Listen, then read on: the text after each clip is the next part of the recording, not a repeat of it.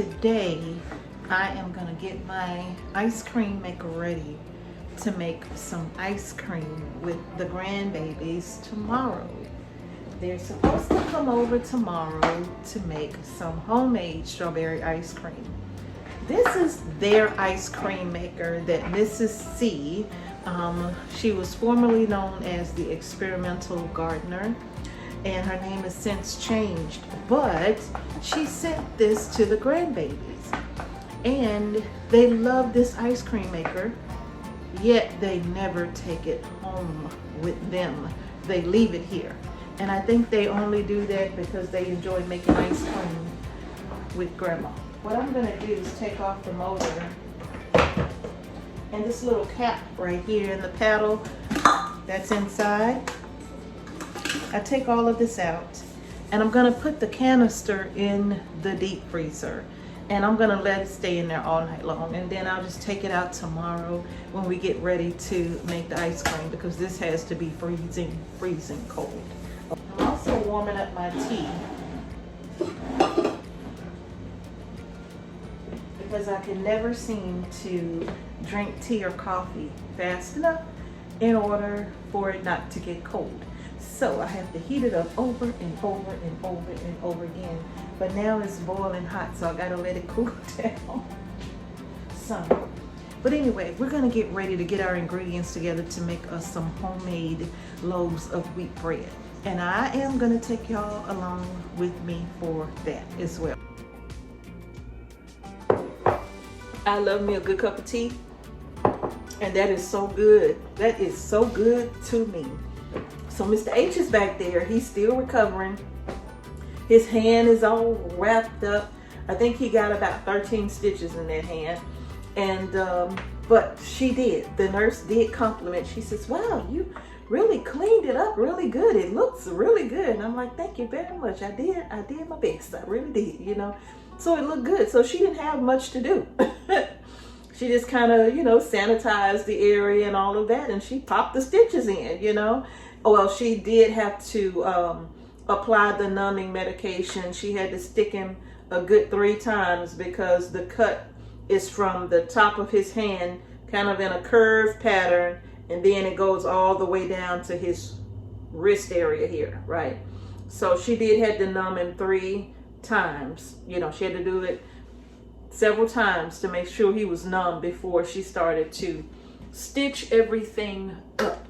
So he's on the mend, he's resting, and he's kind of keeping that hand elevated because, yeah, with all of the poking that they did, his hand was kind of throbbing a bit, you know. But he's gonna be okay. He's gonna remember safety first. All right. Mm-hmm.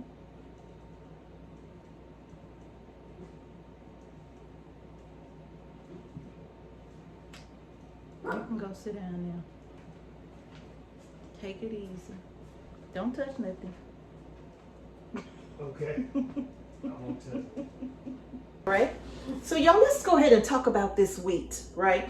Let's talk about why I am coming to you all today with this video. The bread making video is going to follow this video. I'm going over with you the things that I believe you are going to probably need before you start making your bread, and that way you can go ahead and use this video as a preparation tool, all right, to gather what you need for milling your own wheat.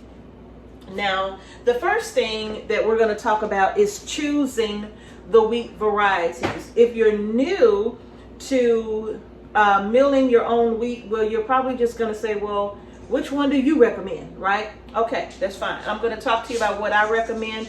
And I'm only going to recommend the wheat that you see on the counter because this is what I use. This is all I use on a regular basis. So let's go over it. I know that you are going to run into all of these different types of wheat. Well, basically, it's just wheat classifications, if you will. Now, you have hard wheat, you have soft wheat, and then you have ancient grains. You have other types of wheat that serve their own purpose. I have a hard white wheat right here. And the only reason why there's white in here is because I ran out of red. Now, the difference in the red wheat is basically going to be the color of the brand, all right? The white wheat, the color of the brand, okay? So now this is a hard white wheat. And of course, the brand is going to be much lighter in color and much milder in flavor. The hard red wheat is going to be that beautiful golden brown color of the wheat, right? Because that's the color of the brand. It's more of a golden brown, but it also has a much stronger flavor. That flavor in that hard red wheat is undeniably delicious, okay? So if you're wanting a milder flavor, then the hard white would be a good choice if you're going to be making a wheat bread. Now, if you're going to use the hard white, I'm going to recommend that you do a blend so that you can have some flavor in that bread. But if that doesn't really matter to you, then hard white it is. In fact, experiment with it, okay? Just do a little bit of experimentation to see what it is that you love. I find that for me, the hard white wheat is good. If I'm going to be making a Hawaiian sweet roll, I'll use a hard white wheat for my Hawaiian sweet rolls because they are milder, and because the brand is much milder in flavor. And so I'm going to be wanting to taste flavors in my Hawaiian wheat rolls that stand out, right? I'm going to want to taste that honey. I'm going to want to taste the pineapple. I'm going to want to taste the flavors that make it a Hawaiian sweet roll. So then I can use the hard white wheat because it's so much more mild in flavor, once again, okay? Now, for my homemade wheat breads, the hard red wheat, hands down, is what I would prefer to use for my my loaves of bread, okay? Mrs. H, well, what's the difference between this hard red wheat, hard white wheat? Why is it a hard wheat? Because it's hard. You got hard wheat, soft wheat. The soft wheat is soft, right? It's not soft, but it's much softer than your hard red wheats, right? And the reason being is because soft wheat has a lot more moisture inside, right? It contains a lot of moisture. But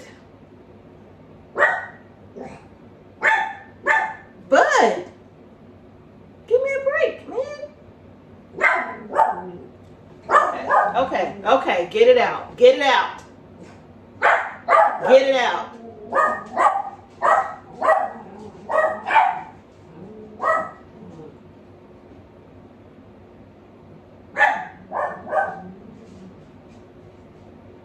Okay, so what was I saying? So the softer wheat, because it has a lot more moisture inside, it's a bit softer than the hard wheat. The hard wheat doesn't contain nearly as much moisture in it as your softer wheats, okay? And hard wheats are primarily grown in climates where it's much colder, right? Low moisture, much colder. But your hard wheats also contain a lot more protein as well, which makes them perfect for bread making. And they also have a much higher gluten content than your soft wheats, right? Your soft wheats contain very little gluten at all, which means that they are not going to be a good candidate for making your homemade breads, okay? Now, let's talk about what will you use your soft wheat for. That's simple. You can use your soft wheats for everything quick. If you're going to be making pancake mix, perfect. If you're going to be making pie crust, perfect. Puff pastry, perfect. Biscuits, perfect, right? This is what your soft wheat is for. If you're going to be making cake, perfect, right? Perfect, okay? So this is what you'll use soft wheats for. It's going to be your quick breads, your cinnamon rolls or cinnabuns or honey buns or whatever. This is what you're going to be using it for. If you're making homemade crackers, your soft white wheat is going to be your number one choice. Okay? All right, you all. But now let's talk about my favorite to kind of go with my hard wheats for bread making. I hope I didn't leave anything out. But my favorite is the Khorasan, or it's has been patented in the U.S. as kamut, right? But the ancient grain is said to be, or was said to have been found in Turkey, all right? And I think I've even read where it was found in an Egyptian tomb, right? And it was brought back by, I don't remember who he was or the story behind him, but he brought some home to his family farm and they planted this to kind of start or bring this grain to market in the U.S. Lo and behold, you all, this grain is my favorite. The flavor of this wheat or this grain, the flavor is unbelievable. It's, gosh, I don't even like making loaves of bread without it. Not my quick breads, although it would be great for quick breads, okay? You can do a mix. You can do a half and half of this with your soft white wheat for your pastry if you like. But for me, this is too valuable of a grain for that. So I don't use it for that. I don't need to use it for that. Because the pastry that I'm making with the soft wheat is not the star of the show. It's what's in the pastry that's the star of the show. So I don't really care if the flavor of the dough shines through, okay? I don't care if the pie crust is packed with this flavor from the ancient grains. I don't care, right? It's what's in the pie crust or on the pie crust or underneath the pie crust that is going to be the star of the show. The pie crust is just there to back it up, okay? But my kamut, adding this to my loaves of bread, and yes, Mr. H can tell the difference. He'll say it. He'll say, this tastes a little different than the last time. Yeah, because if I run out of this, it will be known. Now, let's talk about why this is so much more cost effective to mill your own flour. Yes, there is an upfront investment, okay? And we're going to get to that upfront investment in just a second. But I'm going to tell you why this is so much more cost effective to do it yourself, okay? To mill your own flour. If you're a person who enjoys baking, or even if you don't enjoy baking, but you enjoy good breads or good pastries, this is something that I'm going to tell you is more cost effective than running to the supermarket. Because you have so many different options on that shelf, right? Think about this. No matter which option you choose, a lot of those options have had the most important parts, the most important components of this wheat taken right on up out of it, okay? So everything health-wise, all of those beautiful health benefits that you should get from eating whole wheat bread or whole grains, well, all of that has been taken right on up out of that flour that you are purchasing off that shelf. You have so many options. You have pastry flour. You have cake flour. You have bread flour. You have all-purpose flour. What do you buy, right, with all of those different options? So, depending on what it is that you're wanting to do, you may choose an all-purpose flour to cover everything, right? Or if you're really wanting to get a really good bread flour, you may choose something like King Arthur, right? And you may buy the bread flour to make your bread at home. Or if you're getting ready to bake a cake, you may choose cake flour or self-rising flour, right? All of those different flours that, again, have had the most important components snatched right out of them. You might choose to buy this one and you might choose to buy that one. We don't know how long the flour has been sitting on a shelf or in a warehouse or any of that, okay? So the flour is a bit heavy when you buy it out of the supermarket. What do you mean it's heavy? There's a difference. When you mill flour freshly, it's lighter. It's full of air. It's full of life, okay? So it's a lighter flour. But the most important parts, the bran, all of that is still contained in this flour once you mill it. Now, the beautiful part about this, what makes it so cost effective, is that all of those different flours that I just mentioned that you may purchase out of the store, I can make them all with this right here. I don't need a bunch of different flours. I don't need a bunch of different wheat to do that. I can choose either I'm going to do soft white or hard red or hard white to make all of the above that I just mentioned. There's a simple recipe for all of those. And if you want me to share that recipe with you for an all-purpose flour, let me know. Put it in the comment section below. None of these things are difficult at all. And I'm using what I have right here already sitting on my counter. Okay? Now, let's move on.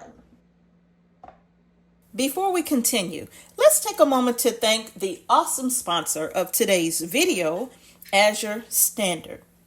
Azure Standard offers a wide variety of wonderful products that we use here on our homestead, including the wheat that I'm sharing with you today. We want to give a great big thank you to all of our viewers who always support our channel by using our personal link to shop with Azure Standard.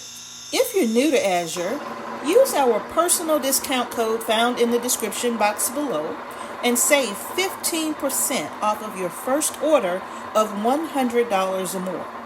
But even if it's not your first time shopping with Azure, you're not a new Azure customer, that's perfectly okay. Continue to use our personal link below because it really helps our channel. And it also lets Azure Standard know that Homestead Heart sent you. Okay, so use our link in the description box below. Shop today, get your wheat, and let's make some bread. Let's go ahead and get back to the video. Let's talk about this upfront initial investment because there is definitely going to be one. When it comes to milling your own flour, you are going to need a flour mill. And there are so many on the market. I'm not going to tell you which one to buy, but I will tell you to do your own research because you may fall in love with one over another. So I'm not going to tell you which one to buy, but I'll be happy to show you my Harvest Nutri-Mill. And this is my favorite right here. I love, come close. Don't be afraid. Look at that. This is my favorite meal right here. I love this. This is the hopper that sits on top. And you just put your grain. You pour it over in the top of this hopper right here. You pour it over. And this has those stone blades inside, okay? Now, I love this because you have to use this hand knob right here to either tighten or loosen based upon how fine you want your flour to be. So the tighter I get those two, show you.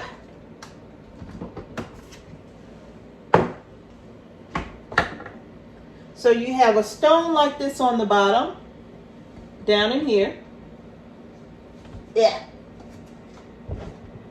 There we go. You have that stone right here. It stays in place. And then you have this one that comes out. Okay? In fact, mine needs to be cleaned because they're getting smooth. And the way that you clean it is so easy.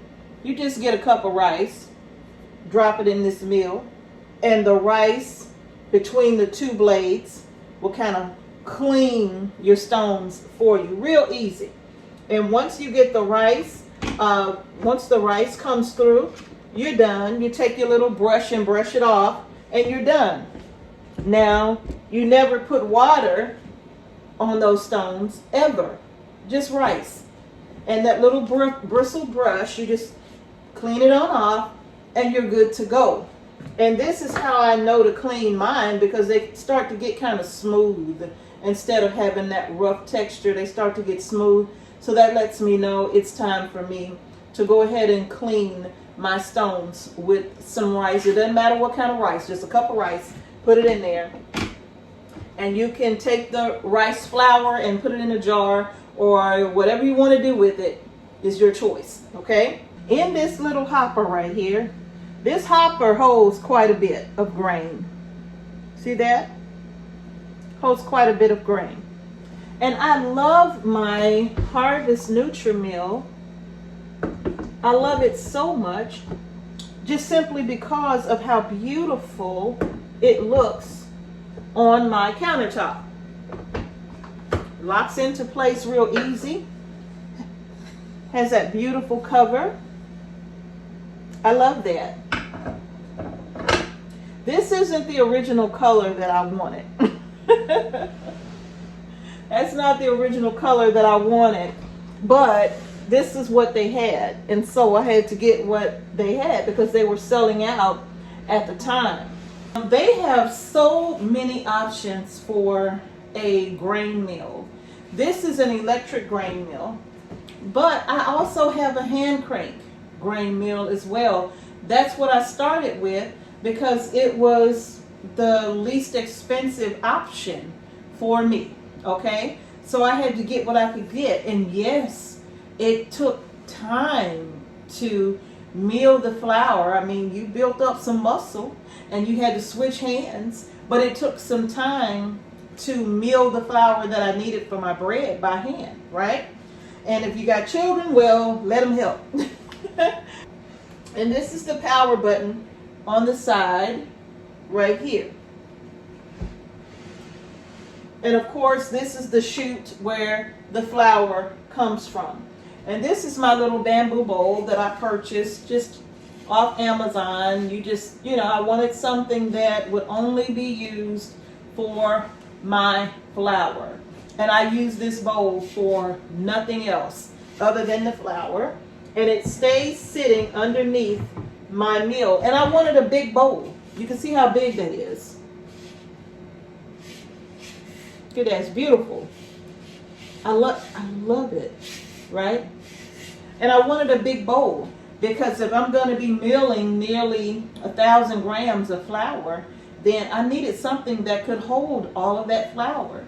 So that's why I got a bowl this size, okay? And it sits there, and I chose that bowl specifically because it somewhat matches my Harvest Nutri-Mill, all right? All right, so that's the meal right there. Now, what else do you need? Now, let's talk about two of my absolute favorite tools that I use when I am baking bread. One is my thermometer, okay?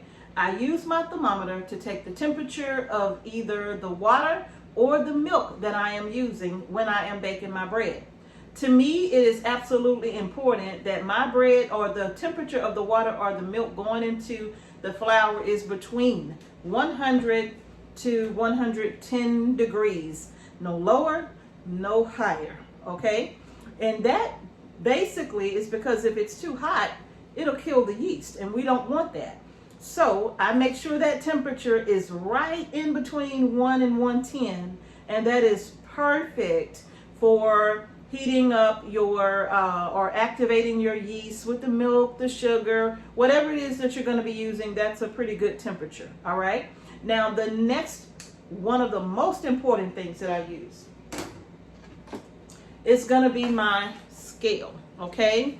I weigh my flour. All right. Well, actually, I weigh the wheat berries. You need to get right there? Okay. I weigh the wheat berries so that I am absolutely accurate when it comes to how much flour I am using in my bread.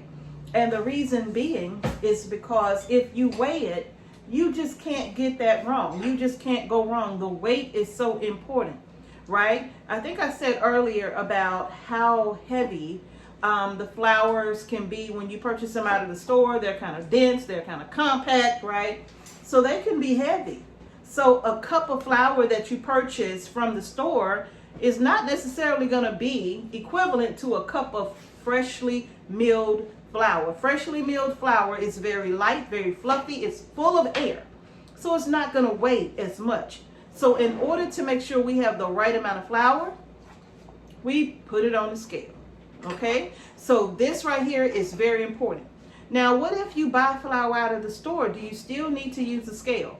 Not necessarily, but if you are using a recipe where the flour is weighed, you can still weigh the flour. Okay, it'll be the same. All right, so let's move on. Oh, by the way, this little scale, I think I spent $10 on this on Amazon like 3-4 years ago. It's probably not that now, but I think I spent like $10 on this scale, so it's not an expensive scale. I will clear it out. I put it on grams, not pounds or ounces, on grams. Okay, and I will sit my bowl on here and I will tear out the scale. I'll zero it out, and then I will add my wheat to measure. Okay, all right, now we can move on. Do you need a mixer to knead your dough? No, you can do that by hand, right?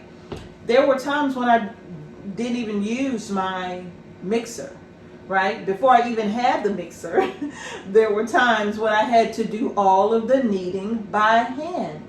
Yes, it takes some work and it takes a little longer, but that's okay. Like the more you practice, the better at it you get. The time, it'll be a lot less time when it comes to kneading your dough. So you can do it by hand. You do not need a mixer, okay? Now, I do have a mixer, and look, right down to the modern times, I'm going to use my tools if I have them. But I do know how to knead my dough and work my dough until it is ready to rest before I put it in the oven. I know how to do that with or without that mixer, okay? Now let's go ahead and talk about the other ingredients that you're going to need for your bread. You're okay. There are going to be some other ingredients that you're going to need for baking bread, all right? And we can go over those now. You're going to need oil. It could be olive oil, avocado oil, a coconut oil, whatever kind of oil that you prefer out of those. I wouldn't use any other oils, no vegetable oil, no canola oil. I wouldn't use any of those, okay? Now, some people do use vegetable oil for baking bread, just not my choice, okay? You can also use butter, okay? I forgot to mention that.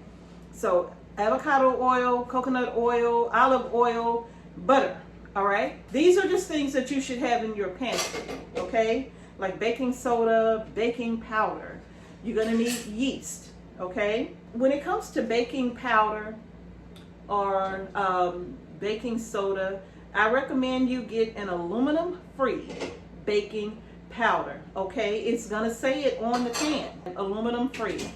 Now, I also use vital wheat gluten, and what that does is that it just actually adds a little bit of gluten, extra gluten to the dough, right?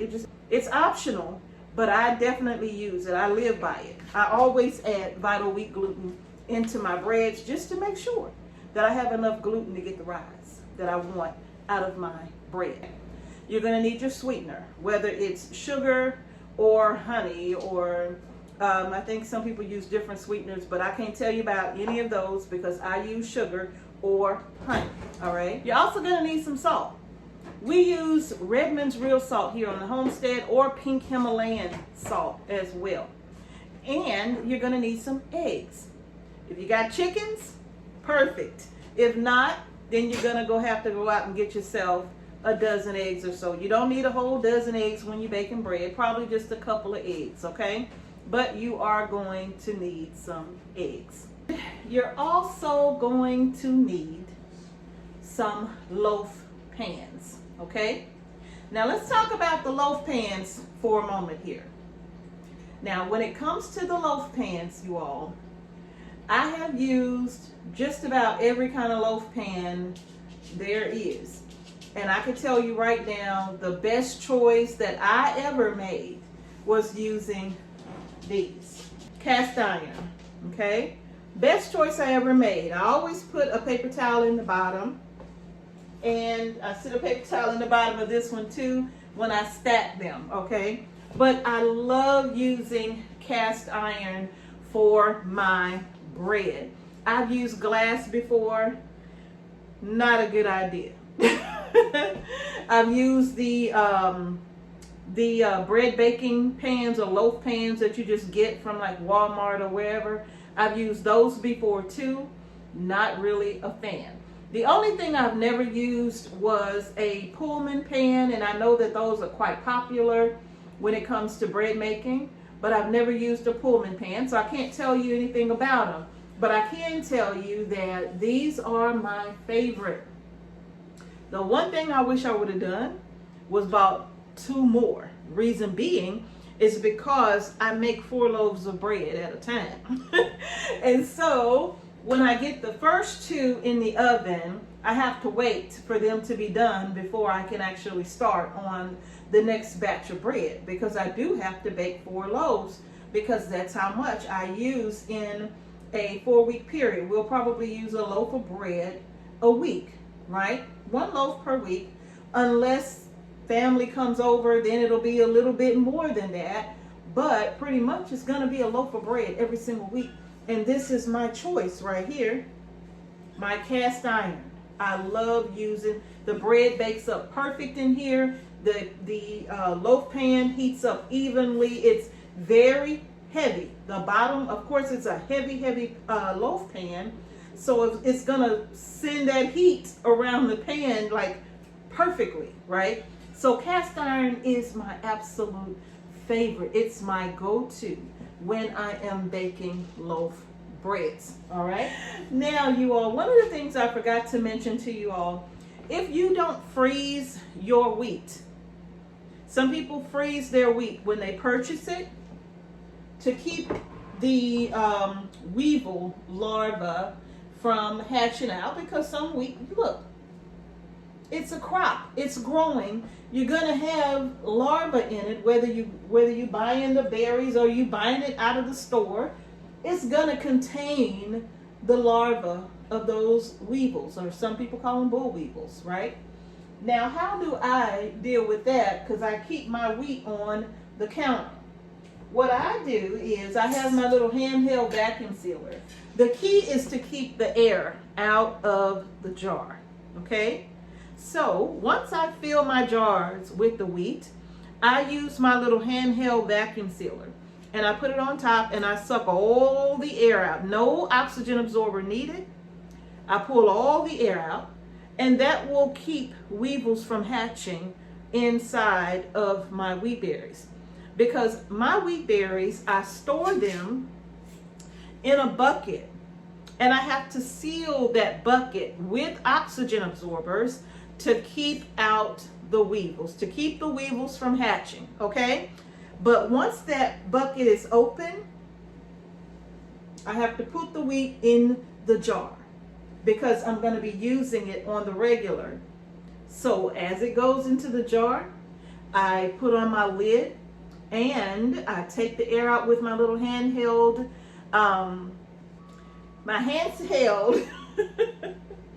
vacuum sealer. I just said that, right?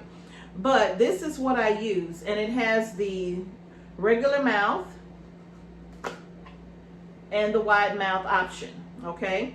So once I put this on here, I press the button, it takes all of the air out, and then I can just simply take this, put this back here in my cabinet. I use this regularly, so it'll go back in my cabinet. This sits sealed on my countertop, and I don't have to worry about weevils hatching, okay? So that's how I do that. That's how I do that, all right? I try to make things run smooth because I use that on a consistent basis, right? At least once a month.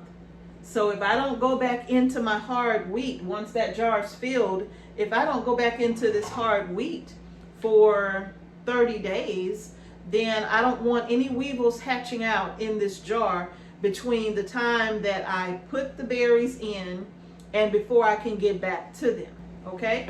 Now that's the hard. Right. That is going to do it. I hope you found this initial video helpful before I actually start making my bread. I think you all know what a stand mixer look like. So I don't need to show you the stand mixer or any of that, and the dough hook that I use for, well, if you want to see it, I'll show it to you. Okay, let's look. This is my stand mixer right here. And the stand mixer is going to come with different attachments. But when you're kneading the dough, this dough hook is the most important attachment right here if you're going to be using a stand mixer. And when I get into actual bread baking, I'm going to go over with you all everything about how I use this mixer, right down to the number setting that I keep that mixer on when it's kneading the dough, okay? And that allows me to walk away. That allows me to walk away from the mixer, go do something else, because if I stand there and watch it, I'm going to be like poking and checking. And so I set it and I walk away, and then I come back and I do what I got to do and I walk away again, right? So the stand mixer does help.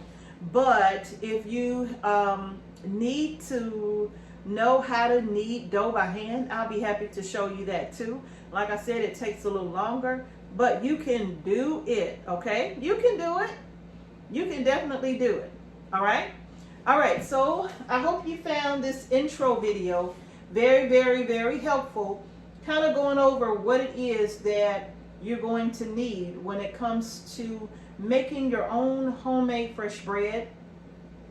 And of course, some of the tools that I use when I make my bread, very simple tools, but I use them, and I have found that they are very, very helpful with having consistent loaves of bread. You know, the family will thank you. Trust me, they will thank you if you pull out a fresh loaf of bread over a store-bought loaf of bread. Your family will thank you. And it's not something you have to do every day. Like I said, you can do this whenever you get a chance. There's something I need to show you. I almost forgot. Let's talk about how I store the bread once it is done. Now, first I'm going to talk about these little bread baggies here. I bought these a long time ago. They even have the little zip ties in them. I'm just going to take out one. I'm not going to take out all of them. But I think I bought like 100 of those or so, and they were like $9 for 100. They wasn't expensive, right? And let me see. No, I think I bought like 200. But just little bread bags, as you can see. Has a little decoration on them and says bread, right? And then it has little twist ties, so you can put your bread down in the bag and use the little twist tie to gather it together, okay? Now, what do I do with my bread after that? I'm not cutting my loaf of bread if it's going in the freezer, okay? Now, this bag right here, let me show you this. This is my freezer bag for my bread.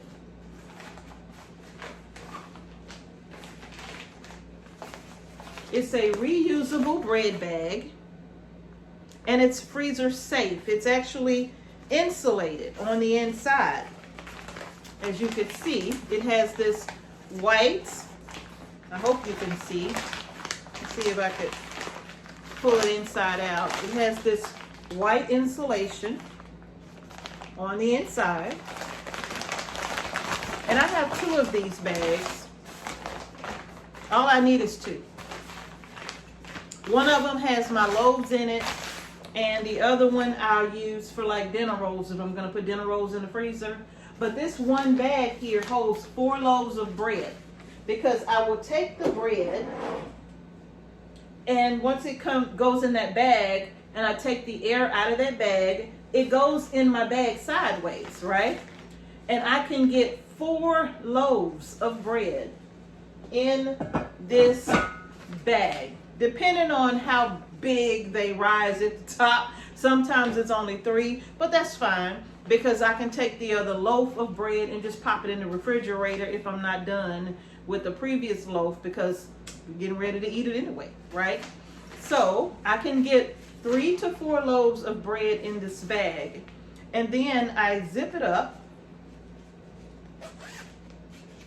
and then I fasten this little thing here at the top. No reason, I just do it because it's there.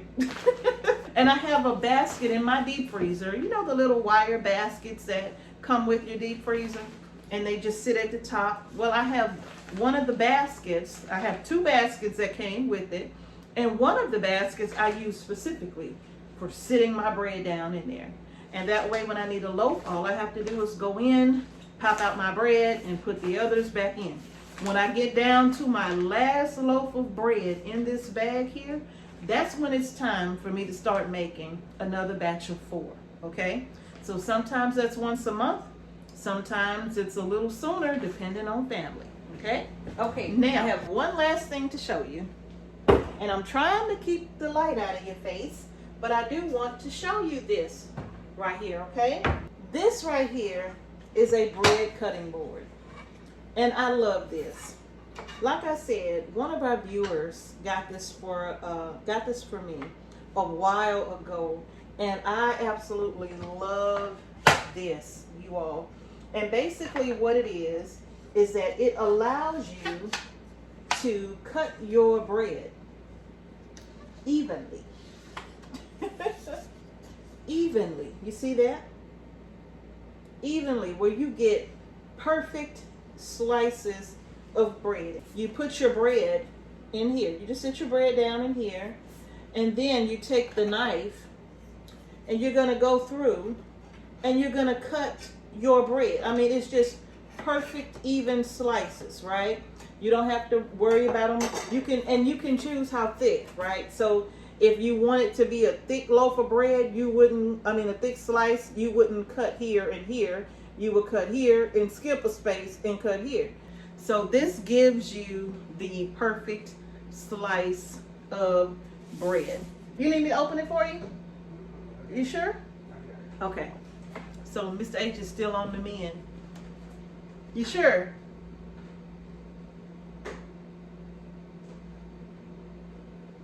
You need my help, babe? I'll help you. Yeah. That's it. So now this works super, super easy. Like I showed you, once you pull this together, you take out the knife. Now you're going to flip this over, okay? Because this is the holder on the inside here, but you flip it over right here, and this sits inside there, snug, making it easy for your knife to go through and cut your bread. The crumbs fall through into the tray beneath, making it for an easy cleanup, okay? So it comes in handy. Slice your bread, see what I'm saying? Just gonna go through however you want to do it, thick, thin,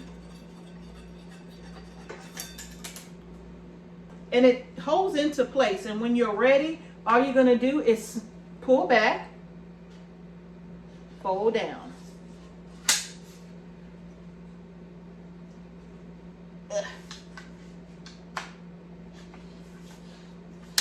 Fold down.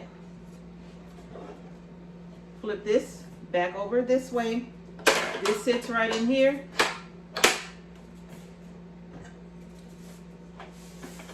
Knife sits right here. And the guide sits right here. The guide kind of holds the bread in place so it don't be moving all over the place. But you just sit that on top like so, like that. Okay? And that's that. And it comes with a little cloth bag that you slide it in with the drawstring and it holds it in place. And this sits with my other cutting boards because it's a cutting board. Okay? So I think I have shared with you just about everything that I have when it comes to bread making, like the things that I use, the type of wheat. There's so many different types of wheat that are out there, right? You have a durum wheat, which is basically like the offspring of Khorasan. So you have a durum wheat. You have barley, you have rye. I don't use any of those. Because if I'm going to use durum, whatever I would use durum for, I would just use my kamut for, okay? Now, what else? Spelt, they have that. They have einkorn, which is another ancient grain, right? So you do have a different variety of grains to choose from. I've never used einkorn. I may in the future try and see if I like it. If I like it, then you know I'll use it. I don't buy a lot. When I'm trying it out, I will probably just buy a 5-pound bag or so, right? Because we get all of our wheat from Azure Standard, all of our wheat berries, because all of our flour, we're gonna do it right here at home, okay, you all? So, Mrs. H, I've never, ever, ever, ever made my own homemade bread. I've never milled my own flour, right? So how much wheat should I start with? Just start with the smallest bag that you can get, okay? If it's 5 pounds, start there. If you want to try your hand at different grains, go right ahead. If you are not yet ready for like pastries and all of that, you just want to do bread, then get your hard wheats. And I'm going to still recommend kamut, because the kamut and the hard wheat for me is going to be 50-50. If I need 800 grams of flour, then 400 grams is going to be kamut. The other 400 grams is going to be my hard wheat. Okay, so that's how I do that. Now you really can't use kamut to make loaves of bread on its own. The gluten is just not going to be there. It's not high in gluten. It's not going to form that gluten for you all on its own. Not what you would need to get a good rise from a yeast bread. Okay, so you don't want to use it by itself. You want to add it to. It's only going to enhance. Now it can make a loaf of bread, okay, but the reason why I wouldn't recommend it is because it's going to be a dense loaf of bread. So you don't want to do that, okay? You want to use a combination. All right, that's going to do it for this video. It was a lot longer than I anticipated, but that's okay. I wanted to share with you my process. I wanted to share with you everything that I use. I wanted to talk a bit about the wheat that I prefer, and you experiment as well with the different types of wheat. Once you get the hang of using freshly milled flour, trust me, it's gonna get easier and easier. It is a learning curve, all right? It is a learning curve when you get started, but that's why I said use a scale and weigh. Leave in the comment section below, do you make your own bread? And if you make your own bread, what are your favorite grains to use when you are making bread? Do you stick to one type of grain, or are you mixing and matching? What are you doing if you are already making bread? And if you are not making your own bread, continue to follow along, because next we are about to get into let's make these loaves of bread, okay? All right, y'all, that's it. Thank you for watching Homestead Heart. Oh, don't forget to hit that like button and share this video on your social media platforms. Thanks for watching Homestead Heart. Peace and blessings to each and every one of you. I will see y'all in the next video.